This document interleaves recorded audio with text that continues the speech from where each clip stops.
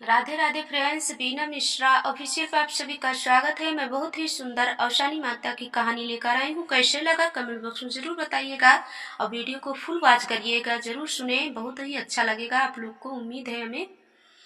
एक एक थी रानी, उनकी एक बेटी और एक बहू थी। एक पंडित भिक्षा मांगने के लिए उनके महल में आते थे।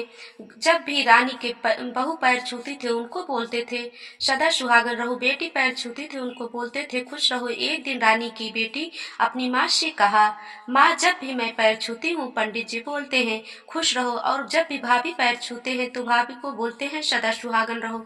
एक दिन फिर पंडित जी आए और दोनों ननद भाभी ने पैर छुए तो पहले की तरह पंडित जी बोले फिर वही बात, सदा सुहागन रहो खुश रहो। तभी रानी बोली, पंडित जी आप ऐसा क्यों बोलते हो? बहू को कहते हो सदा सुहागन रहो, बेटी को कहते हो खुश रहो।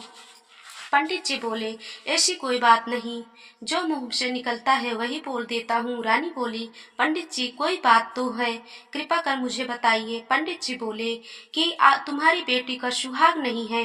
फिर रानी बोली, पंडित जी इसका कोई तो उपाय होगा, बताइए। पंडित जी बोले, नदी उस पार सोना नाम की धुबैन रहती है, उसके यहाँ जाकर 1 साल आपकी बेटी गधे की लीट काढ़ेगी और सारे चूल्हा चौका बर्तन करेगी। 1 साल बाद सोना धुबैन आपकी बेटी को अपना सुहाग देगी, तभी सुहाग मिलेगा। जैसे ही पंडित जी ने बताया था वैसे ही रानी की बेटी चोरी चोरी गधे की लीट कचार काटती और डेली उसके घर का काम करने लगी। डेली उनके घर का काम करने लगे। 1 साल, एक दिन, धीरे धीरे 1 साल बीत गया और जिस दिन 1 साल पूरा हुआ उसी दिन लड़की लड़की की शादी भी थी। उस दिन लड़की कचार काट रही थी। तभी सोना धुबैन उठी और देखने लगी कि मेरे घर का डेली सारा काम कौन करता है। तो रानी की लड़की मिली। सोना धुबैन बोली, तुम कौन हो? तब रानी की बेटी बोल रो कर बोली, हमारे भाग्य में सुहाग नहीं है, इसलिए आप हमें देंगी तभी मेरा सुहाग मिलेगा। सोना धुबैन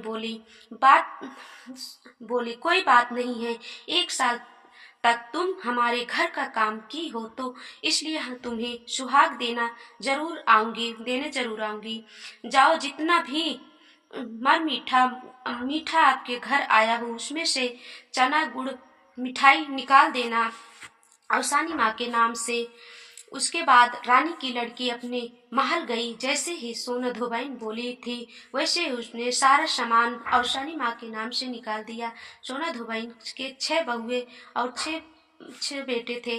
बहू रानी से धुबैन रानी के महल जाने से पहले कहने लगी, जब आप अपने बहुओं से बोली तब अपने बहुओं से बोली, रानी के महल जा रही हूँ, अगर तुम्हारे ससुर को कुछ हो जाए तो बगल में आग जलाकर लेकर बैठ जाना। इतना कहकर सोना धुबैन रानी के महल में जाने लगी।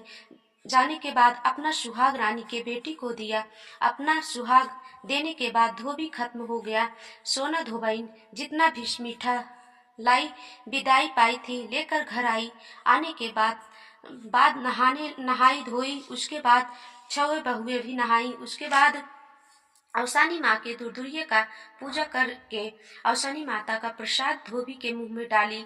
धोबी उठकर बैठ गया, बोला मैं तो बहुत देर तक सोया। उसके बाद अवसानी मैया का जयकारा लगाते हुए बोले, अवसानी मैया की जय, अवसानी मैया की जय।